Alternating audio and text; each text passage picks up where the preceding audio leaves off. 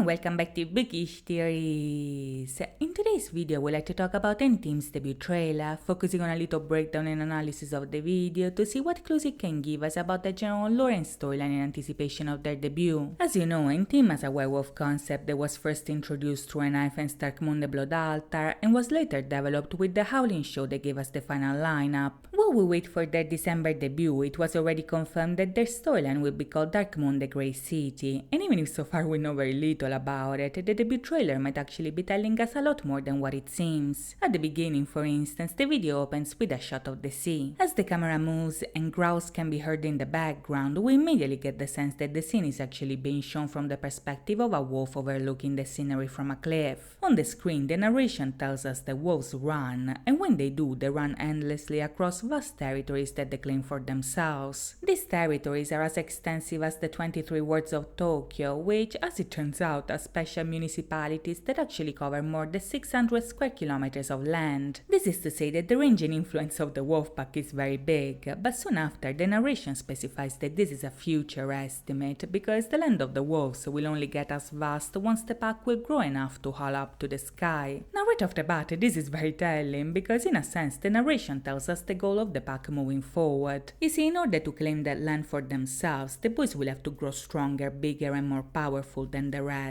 meaning that entering the music industry and Team will have to earn their place in this very competitive world. With this idea in mind, the wolf of the video sets off on his journey to find this pack, and at this point the narration becomes an internal monologue explaining how important finding this pack actually is. According to the narration, there is no such thing as a lone wolf, because contrary to what it might seem, wolves are animals capable of creating very strong bonds and connections. Wolves are honorable creatures that follow clear values and structures. The pack has the responsibility to follow the alpha, and in turn the alpha has the responsibility to lead them through the hardships that they might encounter. No matter the role, however, nobody is left behind, and the members of the pack are always able to find power in unity. Now this concept is actually very important in this context, because the wolves being able to grow stronger together is actually an idea that can be applied to any team just as well. Like a wolf pack, the members will have to rely on one another to grow and thrive in the industry, but together they will eventually be able to succeed. One interesting detail to point out, moreover, is that in the first half of the video the story shows us the world through the eyes of the wolf. By the end we discover that it's actually Arua's perspective, the one that we are seeing, but even so this stylistic choice is intentional and a very interesting one at that. The first person perspective almost goes to show the Lunar themselves are a part of the pack, and this makes sense because any team will need their love and support in order to grow strong in the industry. This is a pack that is just getting formed, and in the video we see this event taking place under the red light of the lunar eclipse. Now, as you already know, the blood moon is a major symbol within the Dark Moon universe, so just like it's heavily featured in Enifen's lore, the same will apply to Enteam's lore as well. Much like with Enteam, the blood moon also appeared in Enifen's debut trailer, and in their case it was so relevant that the group actually debuted on the same date as a lunar eclipse. In turn, Enteam will debut on December 7th, and even if they won't have an eclipse on that date, their debut trailer actually did. As it turns out, the trailer dropped on November the 8th, which also marks the date of the last lunar eclipse before 2025. Only a couple of hours after the release,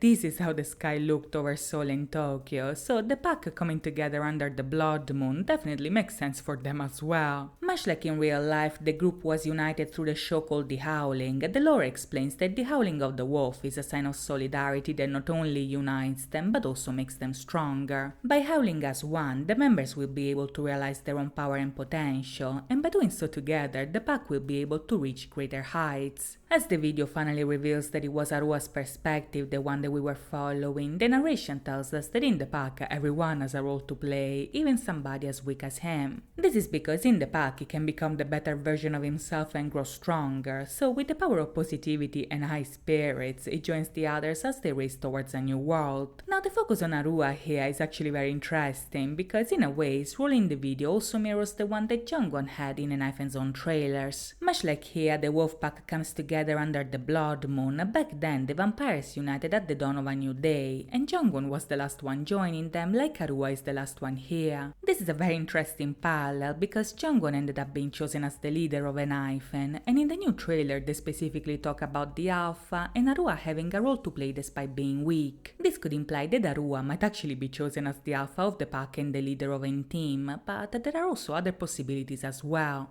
Huma, for instance, is another good candidate as the alpha because he's the only one that we see detached from the group at the very end. Another possible alpha is obviously Kei, who is the eldest of the group, as well as the one who helps Arua as he joins the pack. Kei being the alpha would also fit the lore of the Blood Altar, where Khan is the captain of the Nightbolt team, as well as the unofficial leader of that pack. This, however, can mean something and nothing at the same time, because even if Jongwon is the leader of an hyphen, in the Blood Altar it's Hisung the leader of the vampires, as well as the captain of the Nightbolt team. As they rightfully say in the trailer, everybody has a role to play, so it's also possible that the leader and the alpha might not be the same person at all. Since Arua joins the pack and goes right in the center, it can also be that his role is to be the center of the group, or alternatively he could also have a major role in the upcoming Dark Moon the Grey City. If you look closely, with the Blood Moon, the pack and the woods, the video is already giving us a couple of hints about the themes and imagery that we'll see in the future. On top of that, we see that Hiju is already wearing the same glasses that Denji was actually wearing in the Blood Altar. The fact that he's wearing the same model is a dead giveaway that N-Team's videos will be very much full of lore to look forward to, so by the end the boys invite us to join them in their journey towards a new world.